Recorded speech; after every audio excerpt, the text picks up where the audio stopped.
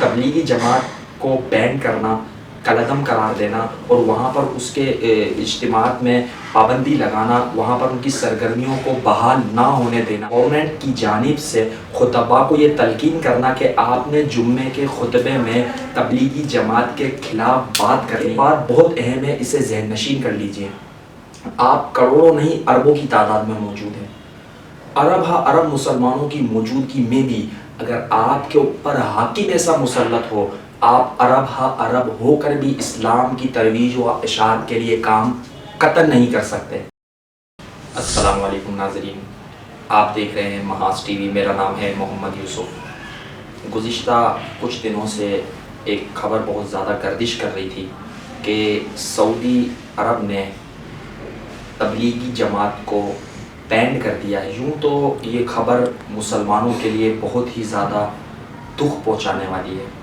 کروڑوں مسلمان جو تبلیغی جماعت سے وابستہ ہیں، ان کے دلوں کو ٹھیس پہنچائی گئی ہے، اور اس خبر کے آنے کے پس منظر میں اگر ہم سعودی عرب کے معاملات دیکھیں گے تو وہاں پر جس انداز میں سنیما اور کنسرٹ اور دیگر ہالی ووڈ اور بالی ووڈ کے اداکاروں کو بلوا کر وہاں پر جو سما رچایا جا رہا ہے، جو بیت اللہ شریف سے بالکل قریب جدہ میں اور اسی طریقے سے سعودی عرب کے دیگر شہروں میں سلمان خان اور نامی گرامی فنکاروں کو، گلوکاروں کو بلوا کر اس سرزمین پر کہ جس سرزمین کے اوپر قربانیاں دی گئی ہیں، اپنی مغربی تہذیب کو وہاں نافذ کرنے کی کوششیں کر رہے ہیں۔ حقیقت میں یہ مکہ شہر اور مدینہ شریف اور سعودی عرب یہ کسی بادشاہ کی جاگیر نہیں ہے، یہ سب مسلمانوں کا مشترکہ ہے،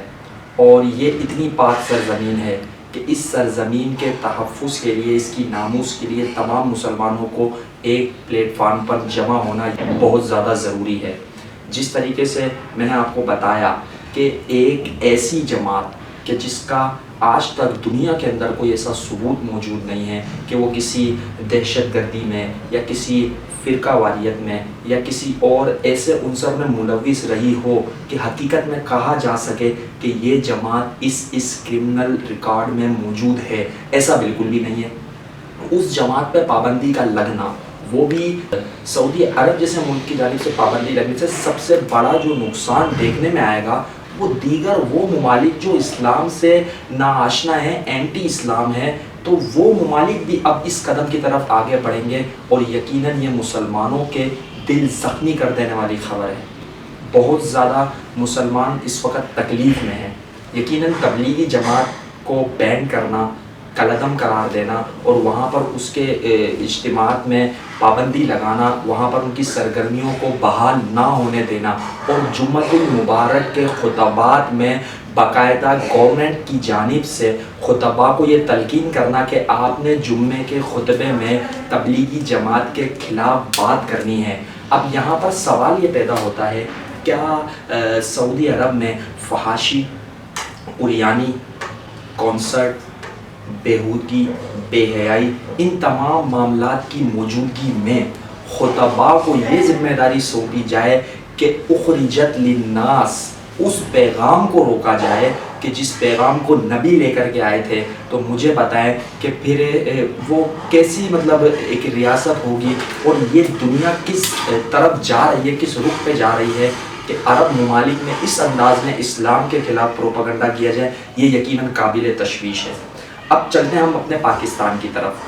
اس سعودیہ کی جانب سے لگائی گئی پابندی کا ہم امید کرتے ہیں انشاءاللہ اچھا حل نکلے گا، اور دیگر مسلم ممالک کو بھی اس کے خلاف آواز اٹھانی چاہیے اپنی حیثیت کے مطابق۔ اب آ جاتے ہیں پاکستان کی طرف۔ چونکہ پاکستان جو ہے وہ اسلام کے نام پہ حاصل کیا گیا ہے، اب یہاں پر جو مسلکی اختلافات ہیں وہ بالائے طاق رکھ کے ہمیں اس وقت اس سعودیہ میں جو تبلیغی جماعت پر پابندی لگائی گئی ہے اس سے بہت کچھ سیکھنے کا موقع ملے گا۔ آپ مثال لے لیجئے، پاکستان کے اندر ماضی میں بہت ساری جماعتوں پر پابندی لگائی گئی، جس کے اندر مذہبی جماعتیں بھی شامل ہیں، سیاسی جماعتیں بھی شامل ہیں، اور دیگر ایسے جتھے بھی شامل تھے جنہوں نے واقعی میں ملک کے اندر تخریب کاری اور دہشت گردی کی۔ اب جب ہوا یہ کہ جب پابندی لگنے کا سلسلہ چلا تو بہت ساری ایسی جماعتوں پر بھی پابندی لگی کہ جو جماعتیں محب وطن بھی تھی اور پرامن بھی تھی. تو جب ایک جماعت کو ڈکلیئر کیا گیا تخریب کار، دہشت گرد، تو باقی جماعتوں نے مل کر خاموشی اختیار کی اور تماشا دیکھتے رہے، چپ ہو گئے. نتیجہ کیا نکلا؟ آج میری تو کل تیری باری ہے. اور ایک اور بات، ہم نے اقتدار میں ایسے لوگوں کو بھیجنا ہے، یہ بات بہت اہم ہے، اسے ذہن نشین کر لیجئے. آپ کروڑوں نہیں اربوں کی تعداد میں موجود ہیں. ارب مسلمانوں کی موجودگی میں بھی اگر آپ کے اوپر حاکم ایسا مسلط ہو، آپ ارب ہو کر بھی اسلام کی ترویج و اشاعت کے لیے کام قطعاً نہیں کر سکتے.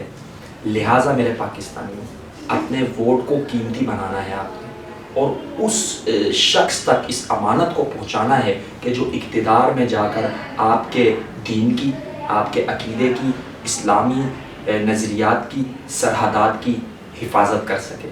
دوستو، یہ سعودی عرب میں لگائی گئی اس پابندی کے تناظر میں ایک چھوٹا سا پیغام میں آپ سے شیئر کرنا چاہتا تھا، جسے میں دل میں نہ رکھ سکا اور آپ کے سامنے میں نے اسے واضح کر دیا.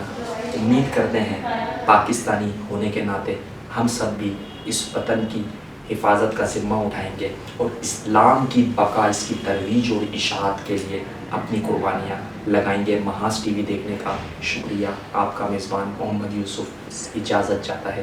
والسلام.